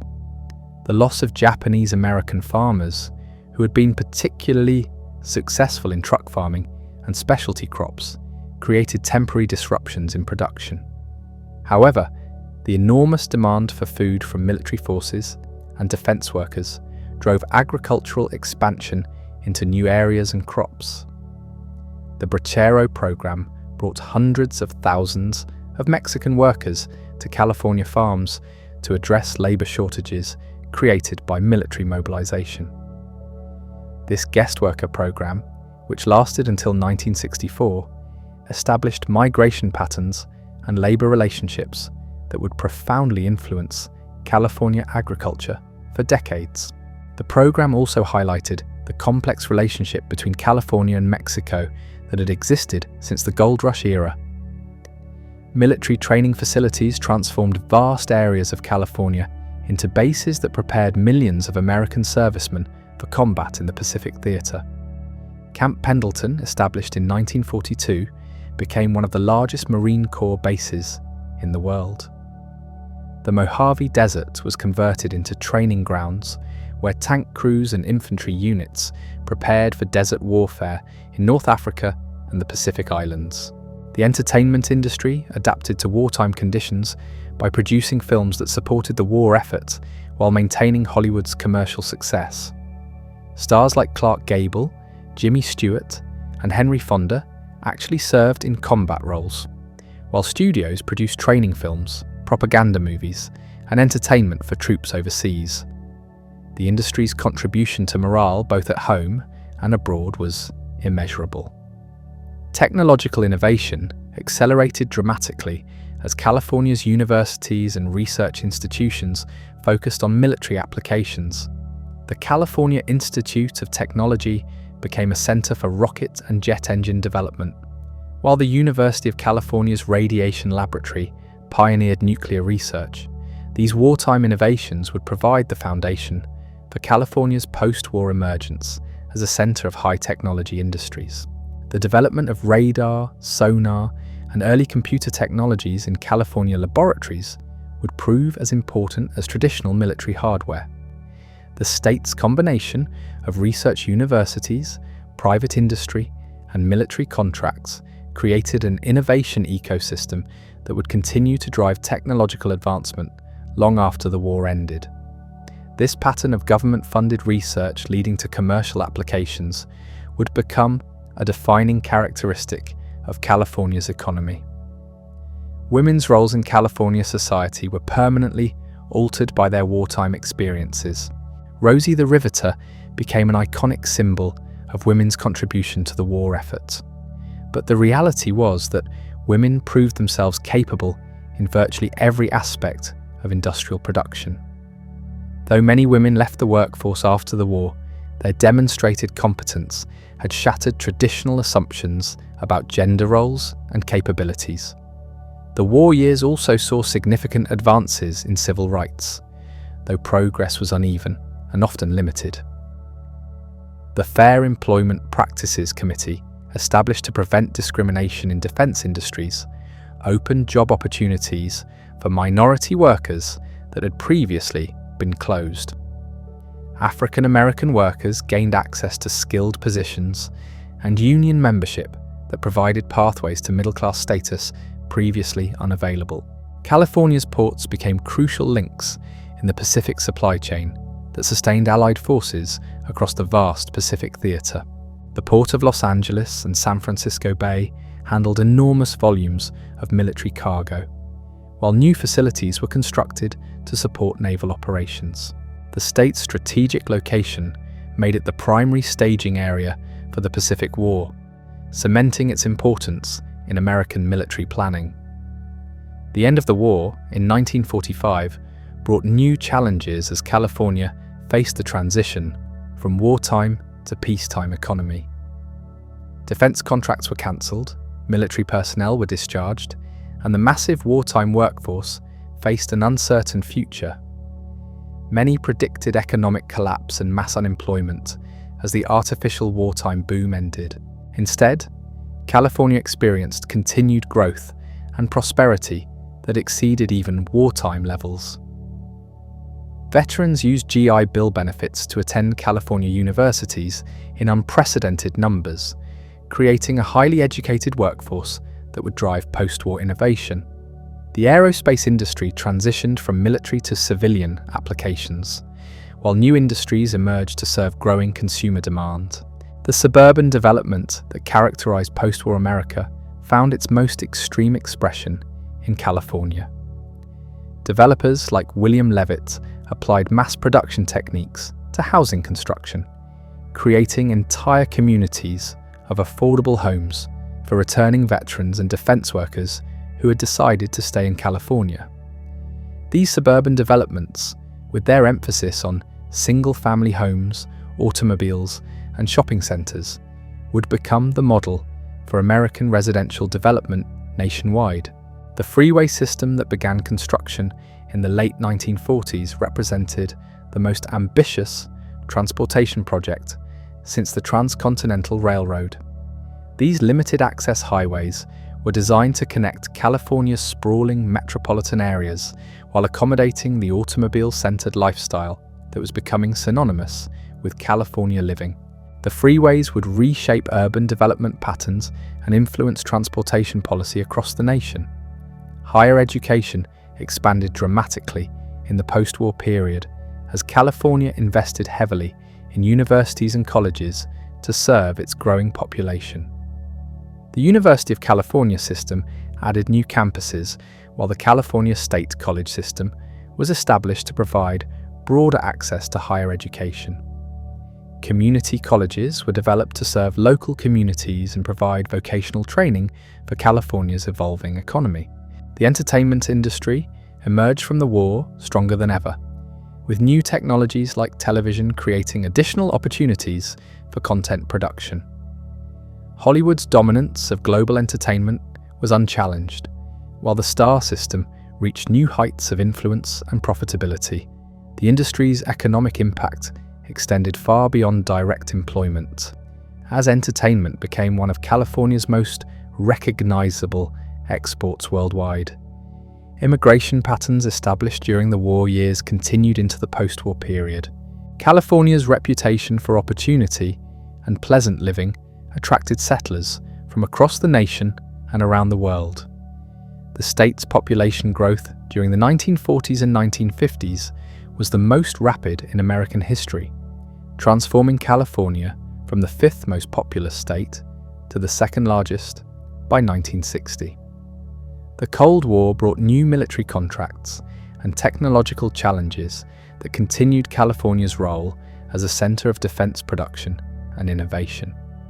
The aerospace industry evolved to produce missiles, satellites, and eventually spacecraft, while electronics companies developed the technologies that would eventually create Silicon Valley. California's universities and research institutions became crucial elements in America's Cold War strategy. Agriculture continued to industrialize and expand throughout the post-war period.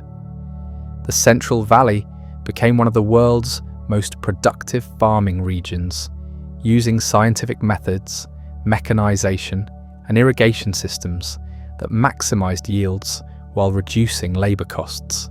California's agricultural output fed not only the growing state population, but markets throughout the nation and around the world. Water remained a critical constraint on California's continued growth.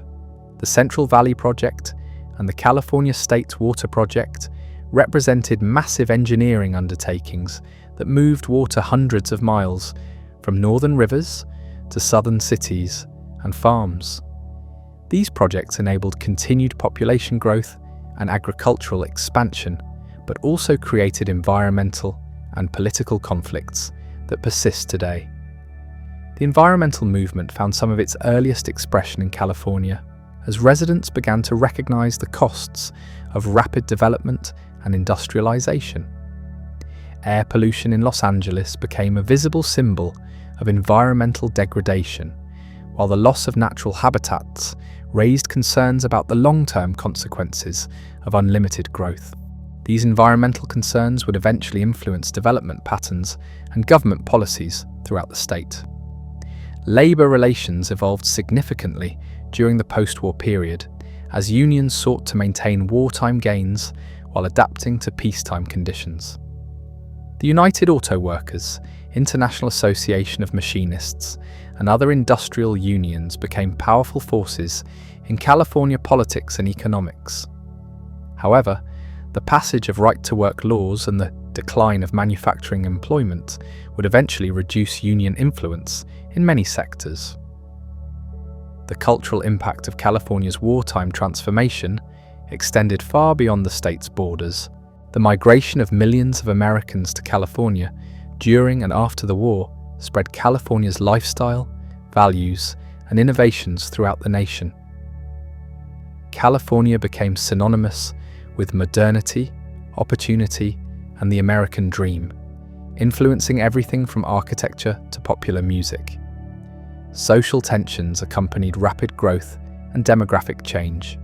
Competition for housing, jobs, and public services sometimes created conflicts between different ethnic and racial groups.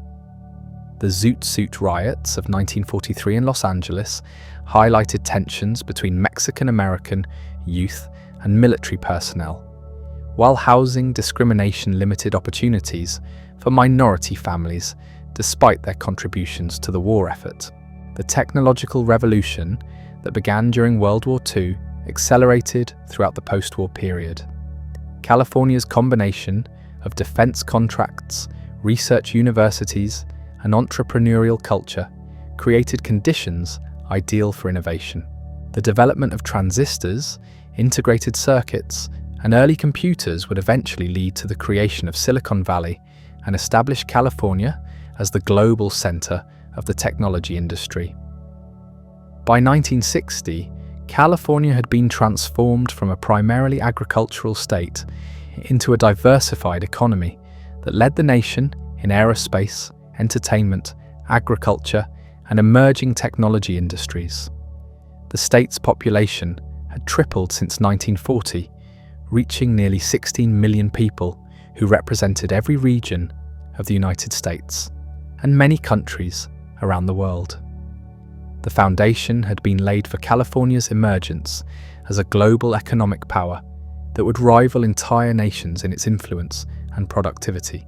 The patterns established during the war years, including massive government investment in research and development, close cooperation between universities and industry, and openness to immigration and innovation, would continue to drive California's growth for decades to come. California had once again demonstrated its remarkable ability to transform challenges into opportunities. The state that had been built by gold miners and connected by railroads had become a center of technological innovation and cultural influence that shaped the modern world. The war years had established California as an essential element of American power and prosperity, setting the stage for even more dramatic transformations in the decades ahead. The stage was set for California's golden age, a period of unprecedented growth and influence that would establish the state as a leader in technology, culture, and social change. The foundation built during the war years would support innovations and achievements that would benefit not only California, but the entire world, continuing the state's remarkable tradition of transformation and growth that had defined its character since the first pioneers had arrived seeking gold in the distant Sierra Nevada foothills. The 1960s arrived in California like a cultural earthquake, reshaping society with the same dramatic force that had once moved mountains and carved valleys. The state that had been forged by gold rushes and world wars was about to become the epicenter of social revolutions that would transform not just America, but the entire world. From the beaches of Malibu to the campuses of Berkeley, California was generating new forms of music, politics, and lifestyle that challenged every conventional assumption about how people should live. The counterculture movement found its most vivid expression in San Francisco's Haight-Ashbury district, where young people from across the nation gathered to experiment with new forms of community, spirituality, and artistic expression. The Summer of Love. In 1967 drew over 100,000 people to San Francisco, creating a cultural phenomenon that captured global attention. These weren't just fashion trends or musical preferences, but fundamental challenges to traditional authority structures and social conventions. Music became California's most powerful export during this period, with bands like the Grateful Dead, Jefferson Airplane, and The Doors creating sounds that had never been heard before. The folk rock scene in Los Angeles produced artists like the Byrds and Buffalo Springfield, while the Beach Boys captured the essence of California's surf culture and transformed it into a global phenomenon. These musicians weren't just entertainers, but cultural ambassadors who spread California's influence far beyond its borders. The university system became a battleground for social change as students challenged both academic authority and broader political structures. The free speech movement at UC Berkeley in 1964 marked the beginning of campus activism that would spread throughout the nation. Students demanded not just the right to political expression, but fundamental changes in university governance and American foreign policy. These protests created new models of grassroots organizing that would influence social movements for decades. Anti-war protests reached unprecedented scales as opposition to the Vietnam War mobilized millions of Californians. The state's universities became centers of draft resistance and protest organization, while cities like San Francisco and Los Angeles hosted massive demonstrations that drew national attention. The moral authority that protesters claimed by opposing an unpopular war gave them influence that extended far beyond their numbers. The civil rights movement took on distinctive characteristics in California, where legal segregation had never been as formal as in the South, but discrimination was nonetheless pervasive. The Watts riots of 1965 in Los Angeles revealed deep frustrations with police brutality, housing discrimination, and limited economic opportunities. The violence that erupted over 6 days resulted in 34 deaths and highlighted racial tensions that many Californians had preferred to ignore. Cesar Chavez and the United Farm Workers brought national attention to the conditions of agricultural laborers who had been excluded from most labor protections. The Great Boycott that began in 1965 combined traditional union organizing with moral appeals that resonated with middle-class consumers across the nation. Chávez's commitment to nonviolent protest and his ability to build coalitions between farm workers and urban supporters created a new model for social change. Environmental consciousness emerged as a powerful political force during the 1960s, driven partly by visible pollution problems that threatened California's image as a paradise. The Santa Barbara oil spill of 1969 galvanized environmental activists and led to Earth Day celebrations that spread nationwide. Air pollution in Los Angeles became so severe that it threatened public health and forced the development of new regulatory approaches that would influence environmental policy globally. The aerospace industry reached its pinnacle during the 1960s as California companies played crucial roles in the space race. North American Aviation built the command modules for the Apollo program, while other California firms contributed essential technologies that made lunar exploration possible. The success of these programs demonstrated California's technological capabilities, while creating thousands of high-paying jobs that supported continued population growth. Silicon Valley began its transformation from agricultural region to technology center during this period, as semiconductor companies like Fairchild and Intel established operations in the Santa Clara Valley. The development of integrated circuits and microprocessors would eventually revolutionize computing, but in the 1960s these were specialized technologies serving primarily military and aerospace applications. The entrepreneurial culture that would later characterize Silicon Valley was already emerging among engineers and researchers who saw commercial potential in advanced technologies.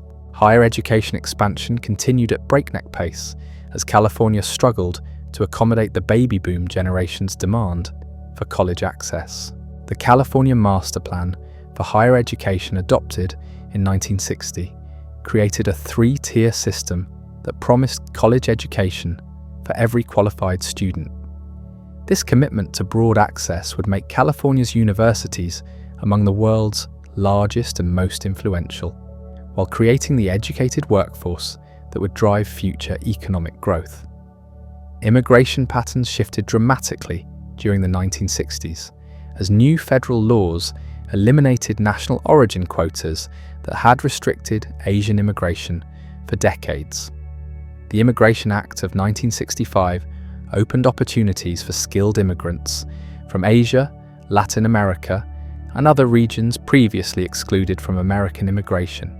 California, with its Pacific location and established immigrant communities, became the primary destination for these new arrivals. The entertainment industry underwent revolutionary changes as television became the dominant medium and new technologies enabled more sophisticated filmmaking. Hollywood adapted to changing audience tastes while maintaining its global dominance in entertainment production. The industry's influence on popular culture worldwide reached new heights, spreading California's values and lifestyle to international audiences who had never visited the state. Urban development accelerated throughout the decade as California's population continued its explosive growth. Los Angeles sprawled across the coastal plain and into surrounding valleys, creating the nation's largest metropolitan area. San Francisco Bay Area communities merged into a continuous urban region that stretched from San Jose to Santa Rosa. This growth created enormous prosperity, while also generating traffic congestion, housing shortages, and environmental problems that would challenge policymakers for decades. The freeway system reached maturity during the 1960s, connecting every corner of California with limited access highways that enabled rapid movement of people and goods. These transportation networks supported suburban development patterns that became synonymous with California living.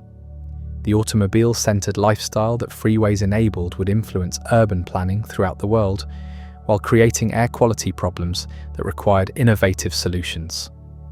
Agricultural production continued to increase through mechanization and scientific farming methods that maximize yields from California's diverse growing regions.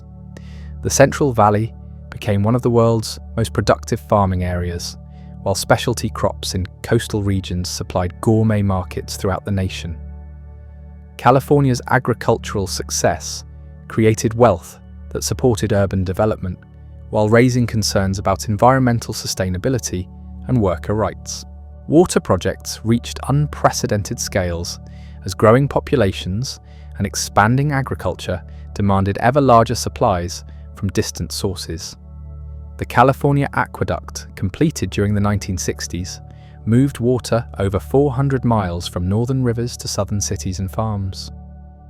These engineering marvels enabled continued growth while creating political conflicts between regions that persist today. The defense industry remained a crucial element of California's economy, despite the social upheaval surrounding military conflicts. Cold War tensions sustained demand for aerospace products, missiles, and electronic systems that California companies had learned to produce during World War II. This military-industrial complex created prosperity while generating moral conflicts for workers and communities that opposed American military policies. Cultural innovations extended beyond music and politics to include new forms of art, literature, and lifestyle that challenged traditional boundaries. California artists experimented with multimedia performances, environmental art, and other forms that reflected the state's openness to innovation and change. Writers like Joan Didion and Thomas Pynchon captured the complexity and contradictions of California life during this transformative period. From ancient seabeds to Silicon Valley, from indigenous villages to Hollywood studios, California's story reveals a land that has never stopped transforming itself. The forces that created the Sierra Nevada continue to shake the ground beneath our feet, reminding us that this remarkable state is still being written, still evolving, still reaching toward an extraordinary future that we can barely imagine today.